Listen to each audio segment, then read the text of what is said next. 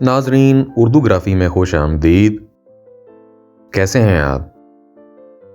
आज आपके लिए अज़रा अब्बास की एक खूबसूरत नज़्म लेकर आए हैं। मुझे उम्मीद है कि आप पसंद करेंगे। उससे पहले अगर आपने हमारे चैनल को सब्सक्राइब नहीं किया तो अभी कर लीजिएगा और बेल के आइकॉन पर क्लिक कर दीजिए ताकि आने वाली वीडियोस की इत्तला आपको बर वक्त मिल सके। माँ के कदमों के नीचे जन्नत है। क्या मेरे कदमों के नीचे भी जन्नत है? पूछती हूं अपने बच्चों से।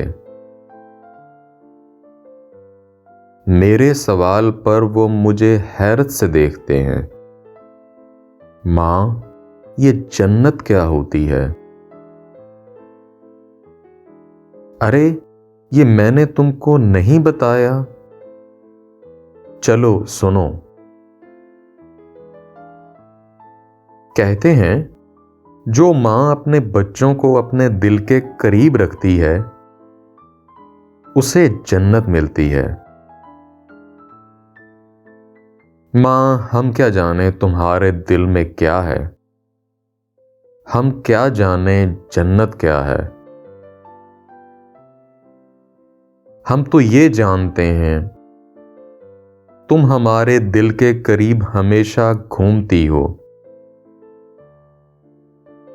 कभी हंसते हुए, कभी हमारी परेशानियों पर रोते हुए।